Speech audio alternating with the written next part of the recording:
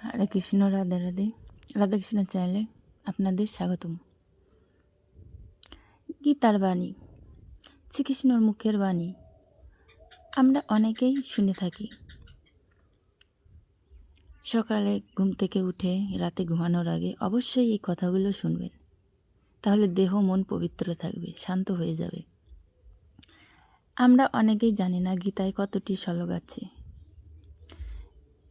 গীতায় মোট 18টি অধ্যায়, 700টি শ্লোক আছে। গীতার প্রথম অধ্যায়ে 46টি শ্লোক আছে।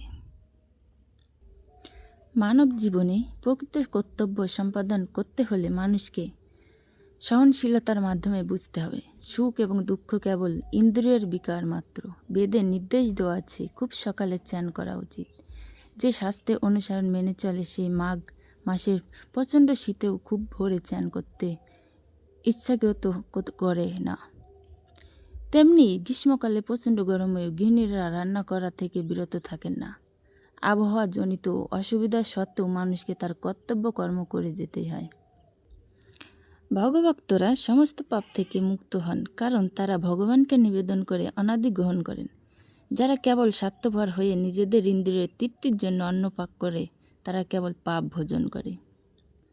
ভগবান শ্রীকৃষ্ণ হচ্ছেন সব কিছুর উৎস, সুতরাং কামেও উৎস হচ্ছেন ভগবান। তাই যদি এই কামকে ভগবত প্রেমে রূপান্তরিত করা যায়, অর্থাৎ কৃষ্ণ ভাবনায় উদ্যত করা যায়, ভগবানের সেবা নিয়োজিত করা যায়, তাহলে কাম ক্রোধ দুটি অপ্রাকৃত চিন্ময় প্রাপ্ত হয়।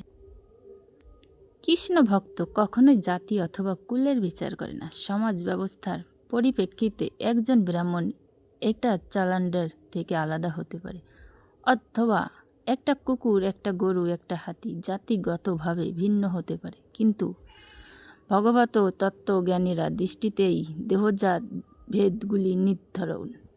তিনি সব কিছুর মধ্যেই পরমাত্মাকে দেখেন। তিনি দেখেন সমস্ত জীবের অন্তরে ভগবান শ্রীকৃষ্ণ পরমাত্মা রূপে বিরাজ করেছেন। যেমন দেবদেবীদের তুষ্ট করার ফলে যে বর লাভ হয় তা ক্ষণস্থানীয়, কারণ এই জড় জগতের সব কিছুই অনিত্য। সেই সমস্ত দেব দেবীরা, তাদের ধাম এবং তাদের অনুচর, এই সব কিছু অনিত্য। তাই এই শ্লোকে স্পষ্টভাবে বলা হয়েছে যে দেবদেবীর পূজা করে যে ফল লাভ হয় তা ক্ষণস্থায়ী। ফল লাভ হয় তা ক্ষণস্থায়ী এবং অল্প বুদ্ধি সম্পন্ন মানুষেরাই কেবল এই সমস্ত দেব দেবীর পূজা করে থাকে। ভগবানের শুদ্ধ ভক্ত কিন্তু ভগবানের সেবার ফলে সঞ্চিদানময় জীবন প্রাপ্ত হন। তিনি প্রাপ্ত হন তা দেব পাশকদের প্রাপ্তি থেকে সম্পূর্ণ ভিন্ন।